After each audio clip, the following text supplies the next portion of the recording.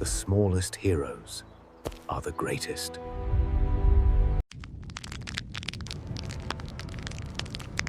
In the grand, epic theater of Middle-earth, the stage is crowded with titans. The stoic, unyielding dwarves, masters of stone and steel. The proud, ambitious race of men, destined to rule. And in the shadows, the Dark Lord Sauron, a being of pure, calculated evil. In this cosmic war between light and darkness, between kings and sorcerers, why does the fate of all reality, time and time again, fall upon the shoulders of the smallest, weakest, and most unassuming race of them all, the Hobbits? Today, we don't just tell their story, we investigate their secret. A power so profound, so well hidden, that even the wisest in Middle-earth failed to see it until it was almost too late.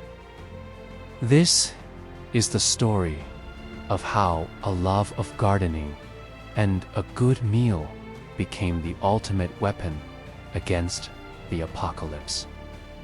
To understand their secret power, we must first understand the perfect camouflage they lived in, their own culture.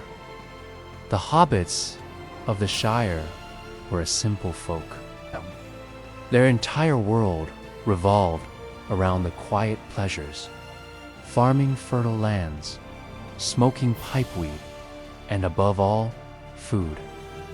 They were famous for their love of a good meal, often eating 6 or 7 times a day. Their greatest ambition was not to rule a kingdom or forge a legendary weapon, but to host a magnificent birthday party. They were deeply suspicious of the outside world, of adventures, and of anything that threatened to disturb their comfortable, predictable peace. They possessed no grand magic, their warriors were few, and their interest in the great affairs of elves and men was practically non-existent. In the great game of power that defined Middle-earth, they were not even considered pawns. They were seen as insignificant, a gentle, rustic people, living out their quiet lives in a forgotten corner of the world. And it was this very insignificance, this complete and utter lack of ambition, that would become their greatest and most unexpected defense against the ultimate evil. Our first piece of evidence lies in their bizarre relationship with the most powerful and corrupting artifact ever created, the One Ring. The ring was not just a tool of invisibility. It was a sentient weapon that fed on ambition. It amplified the desire for power in those who possessed it, turning great kings like Isildur into Gollum-like slaves, and noblemen like Boromir into paranoid traitors. The ring's primary weapon was a promise: wear me, and I will give you the power to achieve your grandest desires. But what happens when that weapon is used on someone whose grandest desire is a ripe tomato and a good night sleep? It fails. The Hobbits' complete lack of ambition, their love for simple, small things, made them psychologically resistant to the ring's seductive call. Bilbo could possess it for 60 years with minimal ill effect. Frodo could carry it to the heart of Mordor.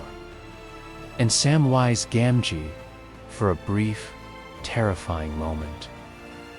Was tempted by a vision of himself as Samwise the Strong, turning all of Mordor into a vast garden, but he rejected it.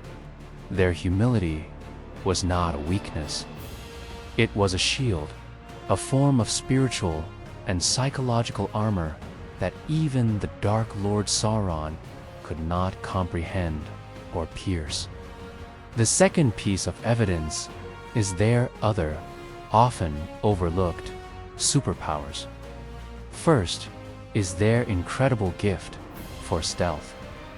The myths describe hobbits as being able to move with an almost supernatural silence. This was not elven magic. It was a natural, earthy skill born from a deep connection to the land and a desire to go unnoticed. This practical ability made them the perfect burglars and infiltrators, capable of slipping past the watchful eyes of dragons and orcs, where mighty warriors would fail. Their second power was resilience, best personified by Samwise Gamgee. His strength came not from a magical sword or divine heritage, but from simple, unwavering loyalty and love for his friend. This ordinary emotion, in the face of the ultimate despair of Mordor, became an unbreakable force. It was Sam's simple courage and love that physically carried Frodo up the slopes of Mount Doom. Their bravery was not the arrogance of a warrior seeking glory, but the quiet, terrified courage of an ordinary person doing what is right, simply because it must be done. It is a different and perhaps more profound kind of heroism. But why are the hobbits so different? Our final piece of evidence investigates their mysterious origins. They are, the lore states, an offshoot of the race of men. But their early history is completely unknown, a blank page. The theory we propose is that their entire culture is a form of deliberate, conscious resistance, seeing the endless wars, the corrupting lust for power, and the great tragedies that consumed the great races of men, elves, and dwarves. The ancestors of the hobbits made a choice. They did not want to play the game. They walked away from history, from ambition, from the grand stage of the world, and chose a life of simple, quiet pleasures. Their isolation in the Shire was not a sign of ignorance. It was a form of cultural and spiritual quarantine. They are not a lesser race that never achieved greatness. They are perhaps the wisest race of all. For they understood that the true path to happiness was not in ruling the world, but in tending your own garden. The evidence is clear.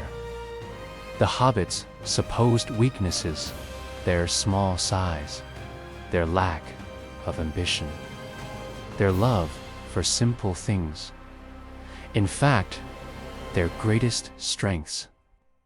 They are the secret immune system of Middle-earth. In a world obsessed with power, their complete and utter disinterest in it makes them the only ones who can safely handle and destroy the ultimate weapon. They were chosen by fate, not because they were great warriors, but precisely because they were not. Their heroism is the heroism of the ordinary, a powerful reminder that it is not great power, but the small, everyday acts of kindness and love that truly hold back the darkness. So, the final verdict is this: the hobbits are the true, unsung guardians of Middle-earth, the quiet force of good that balances out the epic vanity of the gods and kings.